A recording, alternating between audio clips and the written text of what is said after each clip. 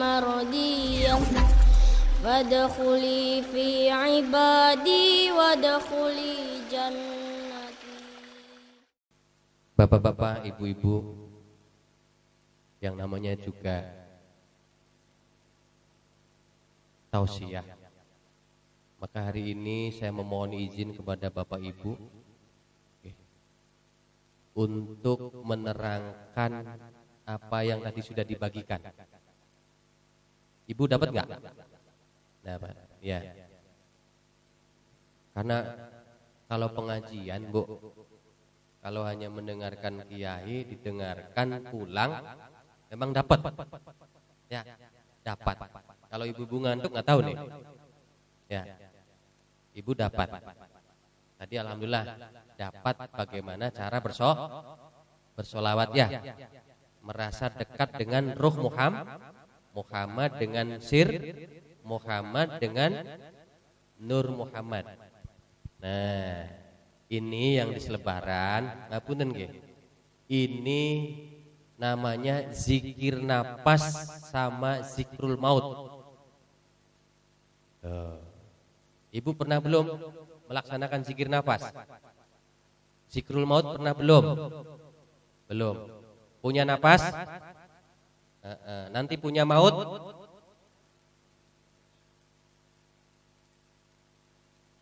Ya. Zikir nafas ini ngapunten nggih. Dari dulu semenjak Syekh Datul Kafi, Syekh Bayah Nila, terus sampai penyebaran Islam di tanah Kuningan, zikir nafas itu diijazahkan ibu bapak. Dulu juga oleh Mbah Mutawali. Mbah Mutawali ini ngapunten nggih, mursyid Thariqah Satoriyah. Yang menyebarkan di daerah Sangkanurip. Ini menurut informasi guru saya. Nggak tahu dari sini bagaimana sejarahnya, saya kurang tahu. Nah, karena guru saya itu sanadnya ketemu sama itu Bagus Kalamuddin. Guru saya ketemunya ke situ. Jadi dapat informasi kalau di daerah Sangkanurip ini itu banyak thariqah yang dari Kiai Mutawali. Artinya dulu orang sini semua dikasih zikir nafas. Nah, maka mohon izin hari ini di Musola Baitur Rahim kita buka kembali itu zikir nafas. Mungkin orang tua di sini mungkin ada Bu yang punya. Nah, sekarang kita bumikan kembali. Semoga zikir nafas ini menjadi jalan bagi Bapak Ibu ketika nanti ruhnya dicabut oleh Israel, Bapak Ibu ini mampu melepaskan nafasnya dan menghantarkannya kepada nafas zat. Nah, gitu. Nafas zat ini siapa? Inilah asal mulanya nafas. Jadi nafas itu berasal dan juga nanti pulang. Ya punten.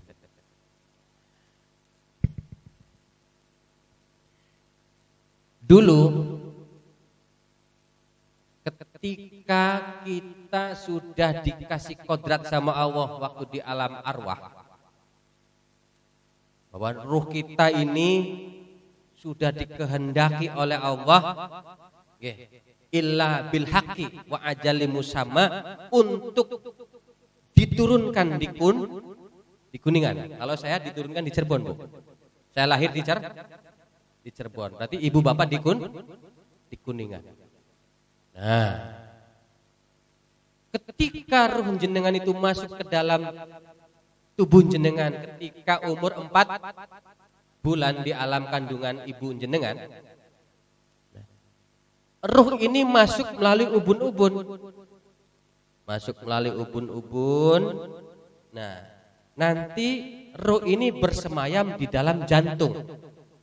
Oh, awas. Di dalam jantung. Jangan salah. Jadi ruh jenengan ini bersemayam di dalam jantung. Nah, ngapunten nggih. Ngapunten.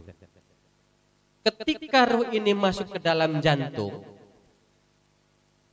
kemudian karena ini sudah dipaket sama Allah, dari ruh ini muncul namanya arih. Namanya arih. Arih ini angin gaib yang nanti untuk mengunci agar ruh ini berdiam di dalam jantung.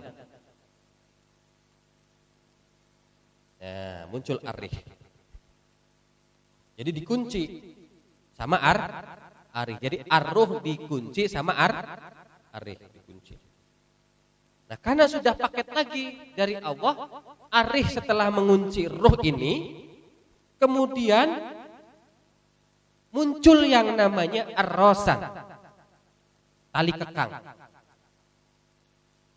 Dan ini nanti ditalikan di pusar, ditali pusar. Nah, dan alhamdulillah dari paket yang Allah sudah tanamkan di dalam ruh ada arih sama arosan, ruh kuat bersemayam di dalam jantung. Nah, dan nanti ketika ruh ini dipulangkan sama Allah, berarti prosesnya itu dari arosan dulu. Ya, dari arosan dulu yang ada di pusar. Nah, nanti orang yang mau meninggal itu biasanya pusarnya sedikit ketarik. Sudah pernah pegang orang yang meninggal? Ibu bapak pusarnya? Belum. Nah, itu sedikit ketarik ya pusarnya ya.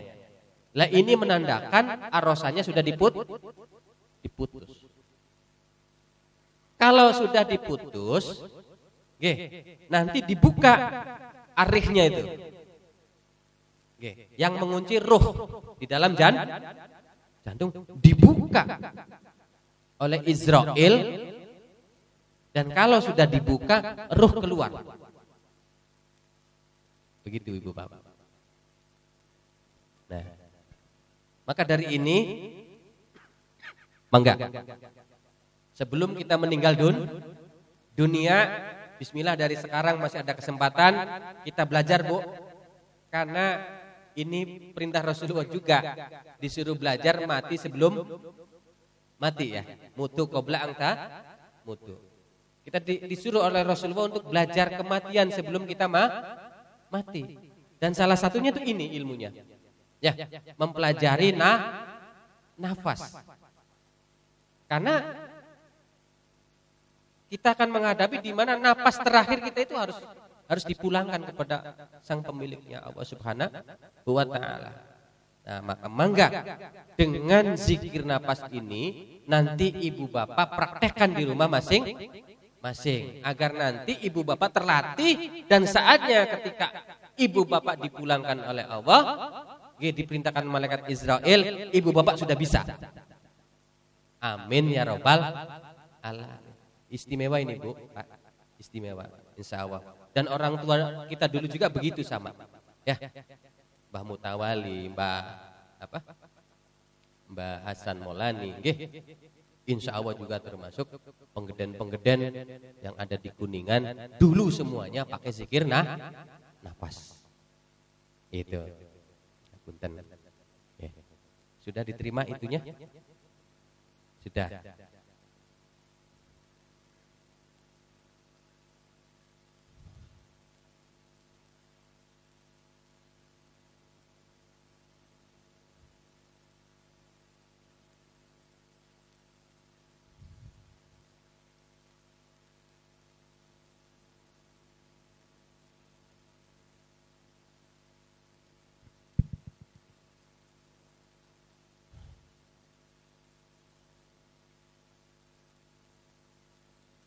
Jadi dulu orang tua kita ketika beliau ini sakit tua ya. Nah, karena dulu diajarkan sama guru-gurunya itu nanti yang terakhir itu zikirnya adalah zikir nafas. Karena nafas ini akan menafi isbatkan kepada Allah. Maka orang yang sakit tua itu zaman dulu selalu zikir nafas, bapak-bapak, ibu-ibu. Menunggu Israil datang. Jadi yang dikerjakan itu zikir nafas sampai Israil datang. Begitu. Karena terakhir ketika ruh ini dicabut, nafas juga ikut tercabut juga. Nah, maka dulu itu begitu. Orang yang sudah sakit tua biasanya yang dikelola itu zikir nafas. Ya punten. Bukannya nanti ibu bapak nanti sakit tua atau begini, bukan. Ini hanya untuk pengetahuan saja bahwa dulu orang tua terakhir itu dizikir apa nafas. Monggo nanti kita pelajari sarang-sarang. Jadi di sini di nomor 1 Bu ya. Nomor 1. Ya. Itu di zikir nafas, kita langsung saja Bu. Zikir nafas itu ada nomor 1 ya. Ya, ngapunten nggih. Di sini dijelaskan tarik napas pelan-pelan penuh dengan peresapan. Jadi jangan napasnya jangan seperti biasa. Jadi ditarik pelan-pelan. Ya, ditarik pelan-pelan.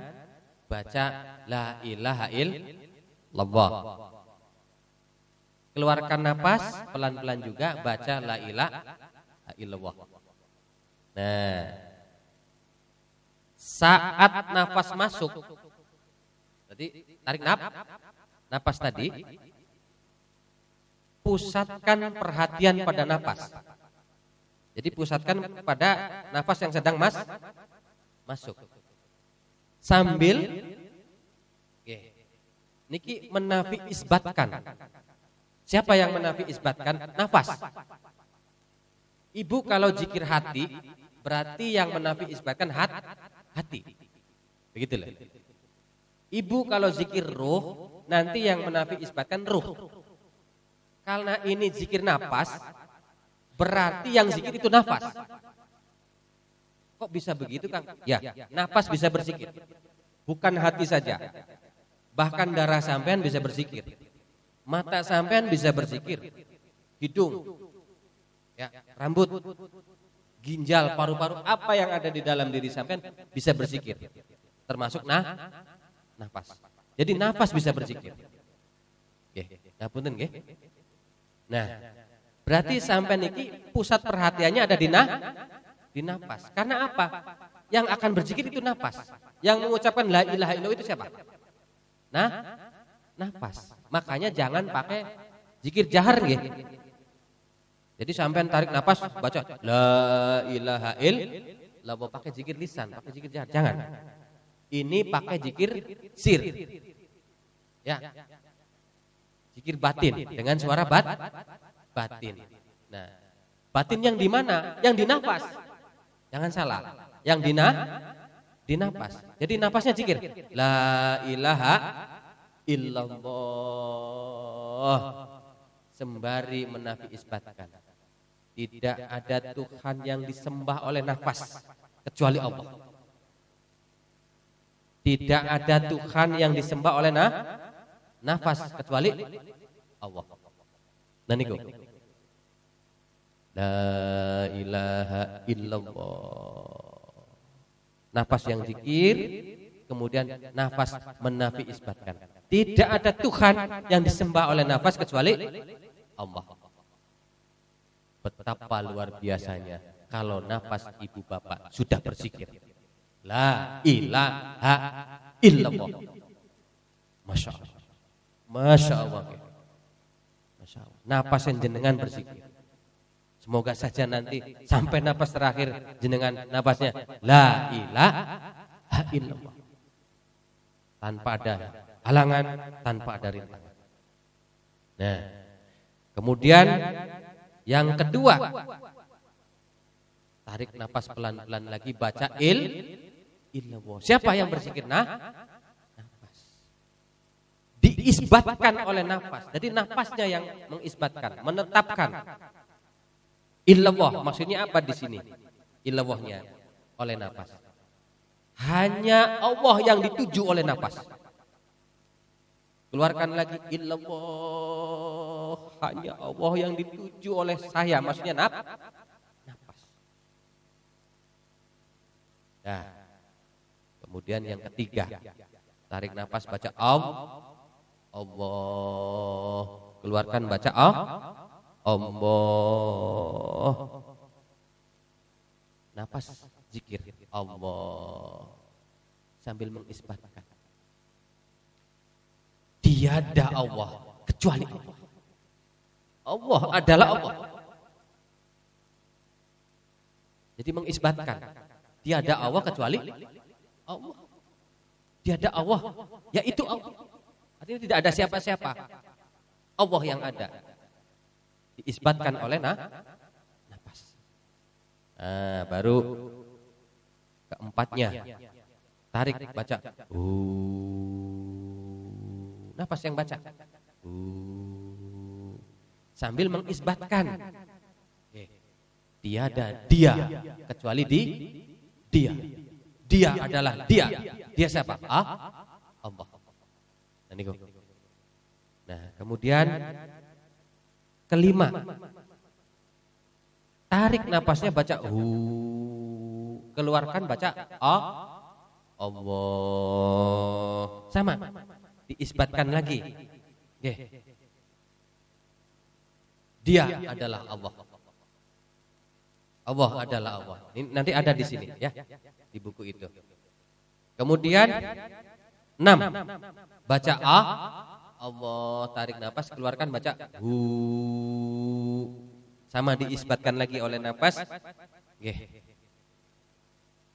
Allah denganku, itu napas. Napasku dengan Allah. Kemudian di nomor 7, merasalah bahwa sampai ini napasnya punya Allah. Kemudian dikeluarkan dan akan kembali kepada Allah. Nah, ini silakan. Kalau bisa, mau tidur. Kalau bisa mau tidur. Ya betul nggih. Karena tidak tahu ada orang yang lagi tidur kemudian dicabut nyawanya. Ya, enggak apa-apa. Jangan takut Ibu Bapak. Nggih. Kalau bisa lagi habis bangun tidur karena ini permulaan. Jadi silakan. La ilaha illallah Allah nggih.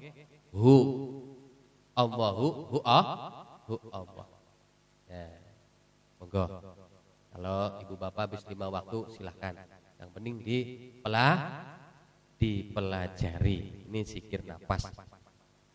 Kemudian zikrul maut.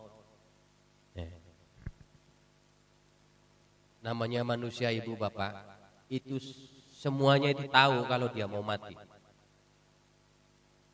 Siapapun manusia. Dan ini sudah dinaskan di dalam Al-Qur'annya. Siapapun kita nanti pasti akan paham bahwa kita itu akan mati. Nah, makanya di kitab-kitabnya para aulia di sini banyak yang menceritakan tentang tanda-tanda kematian.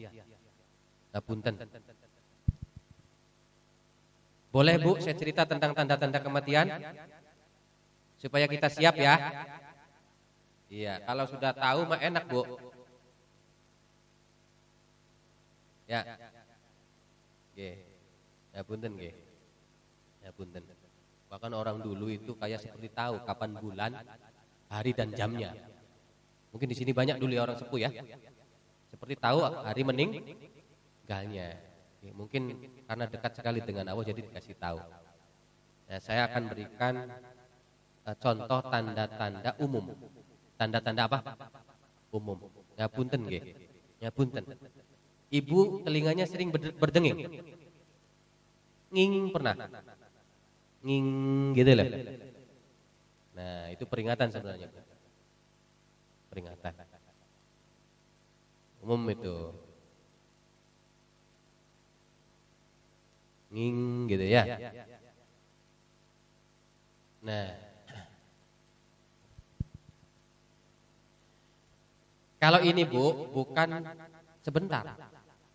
Kalau nging gitu kan sebentar biasanya ya. Kalau ini nggak sebentar. Dari pagi sampai duhur masih bunyi saja. Nging, nggak berhenti. Sampai sore masih bunyi. 2 hari masih bunyi, 3 hari masih bunyi. Bahkan ada Bu sampai 3 bulan masih bunyi. Kalau khawatir biasanya ke THT nih. Ya, periksa telinga. Ya nggak apa-apa itu jenengan nanti monggo terserah pripun ya. Kalau sudah begini, ini Bu tanda-tanda.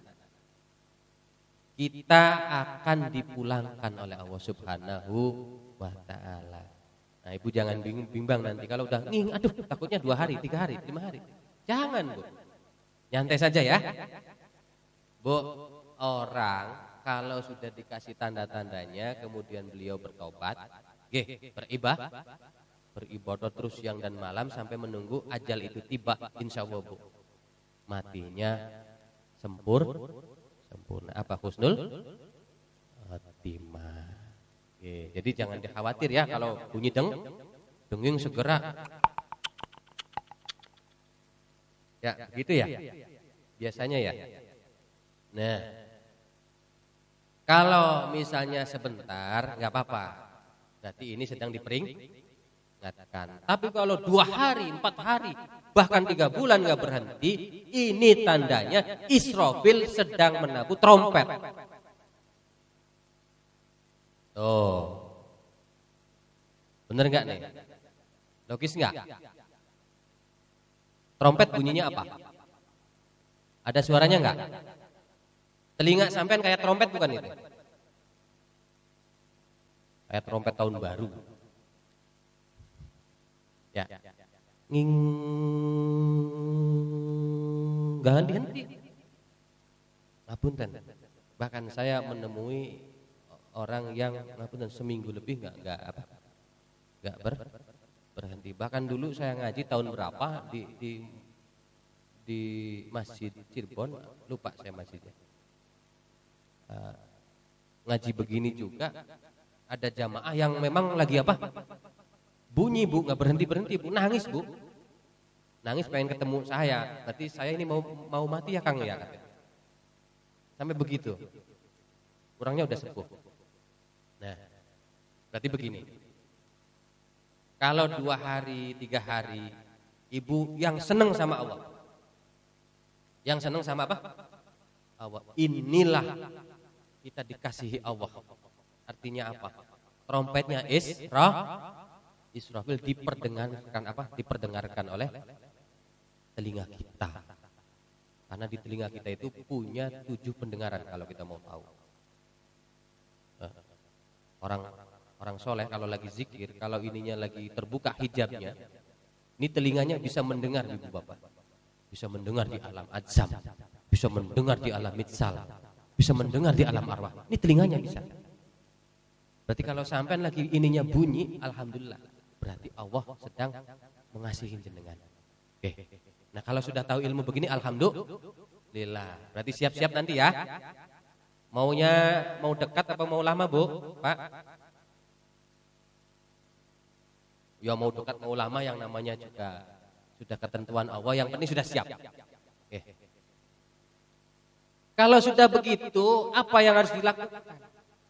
Tinggalkan itu duniawi. Kalau ibu bapak punya harta, silahkan serahkan kepada anak cucu, wariskan, bagi-bagi.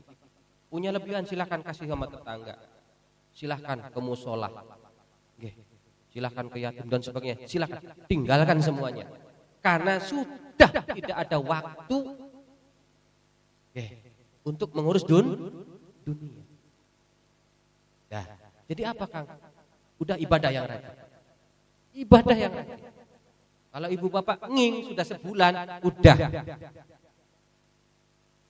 Tinggalkan itu semua.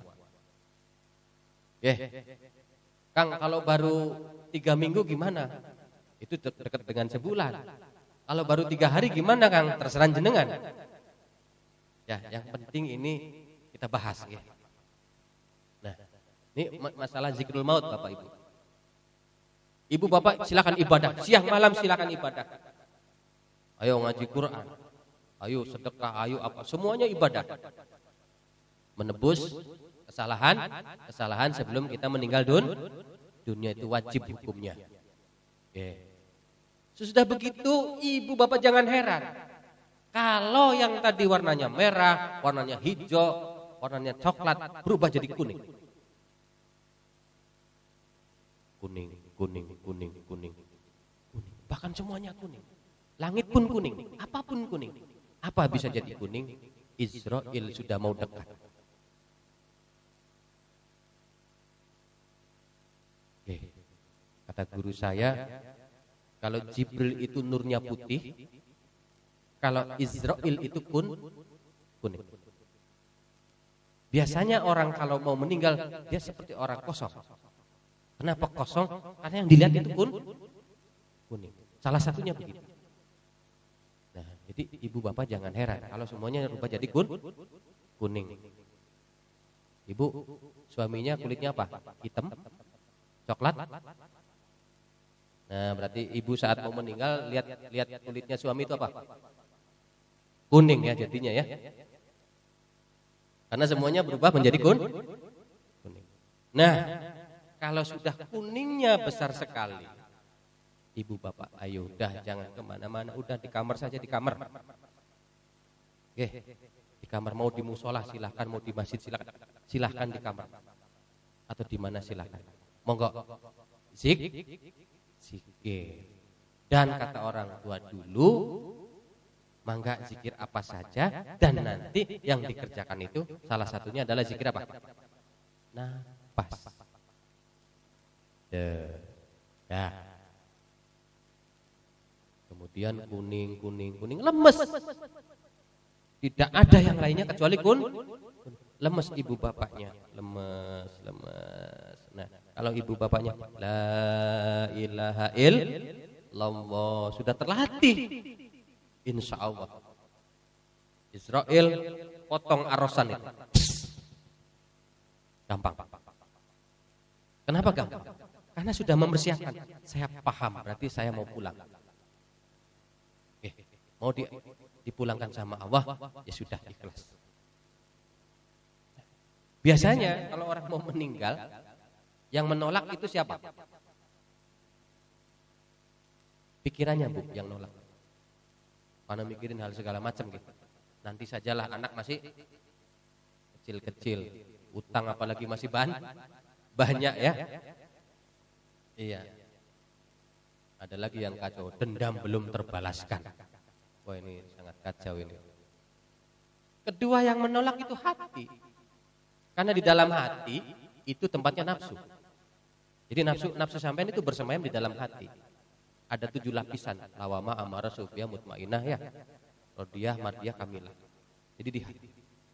Nah, nafsunya menolak dengan berbagai macam. Ya. Sementara ruh tidak menolak. Karena ruh sangat senang jika kembali kepada Allah. Jadi kalau jenengan ketika meninggal itu senang, berarti itu ruh kesadarannya. Kalau jenengan mau meninggal itu apa? Enggak senang, bahkan menolak, itu nafsu. Nah, maka disinilah mangga. Ketika jenengan lemes ya sudah, enggak ada yang lain. La ilaha illallah, sampai terakhir diputus oleh apa? Malaikat Israil apa? Arih ya. Arih dibuka, baru ruh keluar. Nah, disinilah Bapak Ibu, alhamdulillahirabbil alamin.